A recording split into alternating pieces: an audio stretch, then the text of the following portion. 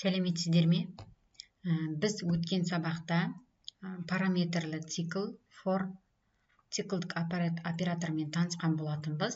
Енді бүгін while циклімен танысатын боламыз. While циклдік операторлары шартқа байланысты орындалады. Оқулығымызда практикалық жұмыс бізде берілген n натурал саны цифрларының қосындысының жұп немесе тақ екенін анықта. Егер қосынды тақ болса 1 немесе 2 санын экранға шығар дейді. Бізде программа коды берілген. Енді осы программа кодын орындалу жолын талқылайтын болсақ, мен оны Python программасына жазып қойдым. Бұл қазір бізде программа орындалып шығып тұр, бірақ мен қазір сіздерге мына шартқа дейінгі программа кодын түсіндіргім келіп тұр. Мына жерде S тең болады 0, K тең болады 0 деп отырғанымыз, бізде кез келген санның цифрларының қосындысын тауып алуымыз керек. Олай болатын болса, мына қосындының алғашқы мәнін 0 деп аламыз. Ал бұл жерде K деп отырғанымыз санауыш, счетчик дейміз ғой. Санауыш, яғни манағы берілген санның әрбір цифрын санап, оны K айнымалысына айналдырып тұрады. Бізге меншіктеп тұрады. Енді бұл циклді қалай орындалып тұр, көрейік. Мысалы, бізге 1, 2, 3, 4 деген сан берілсін, яғни 1234 деген сан берілсін. Бұл 1234 деген санды ең бірінші келе жатқан кезде цикл өзіндегі шартпен тексереді. Бұл сан 0-ге тең болмау керек. Бұл сан 0-ге тең емес. Демек, бұл бізде 0-ге тең емес бұл сан. Демек, біз циклді орындаймыз. Келесі, K-ның мәнін табатын болсақ, K-ның мәні бізде 4-ке тең. Өйткені осы n айнымалысына меншіктеп қойған 1234 деген санымызды 10-ға бөліп, оның қалдығын алатын болсақ, бізде 4 деген сан шығады. Олай болса, бізде K 4-ке тең болады. Ал S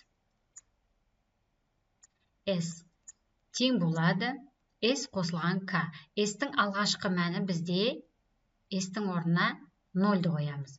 0 қосылған бізде K-ның мәні нешеге тең болды? 4-ке тең болды. Сонда S-тің мәні бізде 4 шығады. Келесі бізде N санын алады. N саны бізде 1234 еді ғомана. Енді оның 10-ға бөлгендегі қалдығы 4 болды, қалып қойды. Енді бізде N саны 123 болып қалды. 123 болып қалды. Демек, бұл жерде бізде N саны 123. 123. Ары қарай кеттік. Енді екінші цикл бір рет айналды. Енді екінші рет айналып бара жатыр. Қайтадан мына жерге келеді. Ол жерде сан бізде неше деген сан болды? 123. 123. Бұл 123 деген сан 0-ге тең емес. Демек, біз циклді орындаймыз. 0-ге тең емес программаны орындаймыз. Кеттік K-ның мәнін табайық. K-ның мәнін табатын болсақ, бізде K N санын 10-ға бөліп, оның қалдығын алады. Яғни 123 деген санды 10-ға бөлсек, оның қалдығы бізде 3 болады.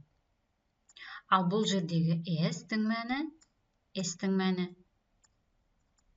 Мана бізде S-тің мәні, соңғы мәні 4-ке тең болды, я?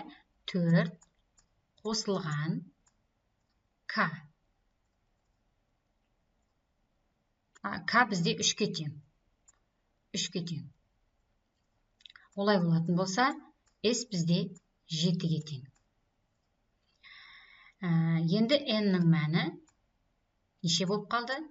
N-нің мәні жаңа 123 еді, оны соңғы цифрын алдық. Ол бізде 12 деген сан қалды.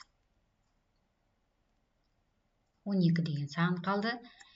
Цикл 3-ші рет айналымға кетті. 3-ші рет бізде N деген сан 12 деген сан. 12 бізде 0-ге тең емес. Демек, цикл жүреді, я? Енді бұл жерде К-ны табамыз қайтадан. К-ның мәні бізде 2-ке тең болады. Яғни 12-ні 10-ға бөлсек, қалдығы 2. Ал S-тің мәні 7 қосылған 2 тең болады, 9 болады бізде. S-тің мәні 9, N-нің мәні 1 болып қалды. N-нің мәні 1 болды. Келесі әрі қарай цикл бізде 4-ші қадамға өтіп бара жатыр. Енді бізде N-нің мәні 1-ге тең болды. Ол бізде 0-ге тең емес. Демек, цикл жүреді. К-ның мәні 3-ке тең болады. К-ның мәні 1-ге тең болады. Ал S-тің мәні S қосылған К, демек бізде бұрын S 9-ға тең болды, оған К-ны қоссақ, S тең болады 10 болады. S тең болады 10 болады. Ал N саны 0-ге тең болады. Енді бірден кейін сан жоқ 0. Одан кейін бізде циклды қайтадан қараймыз. Циклды қарайтын болсақ, мына жерде қайтып айналып баратыр. 4-ші қадамнан өтіп, 5-ші қадамға, 5-ші айналымға кетіп бара жатыр. 5-ші айналымға келіп, N мына шартпен өзін тексереді. Тексерген кезде ол 0-ге теңеседі. Өйткені N тең болады 0 болды. 0-мен теңеседі. Ары қарай цикл орындалмайды.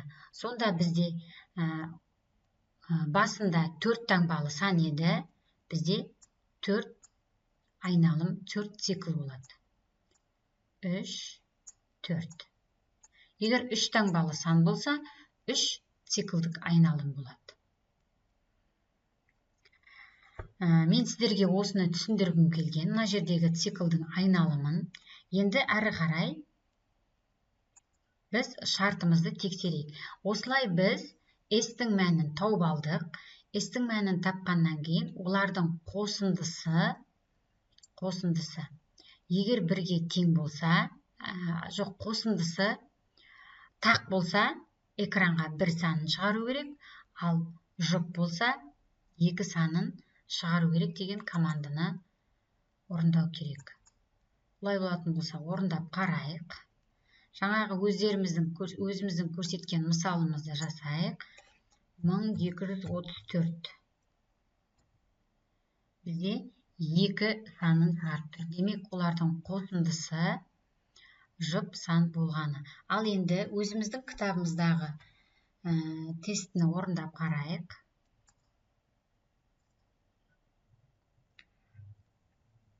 4856 бір саны шықты нәтиже. Дұрыс. Әрі қарай 7517 2 санын шығарып тұр. Демек, жұп саны.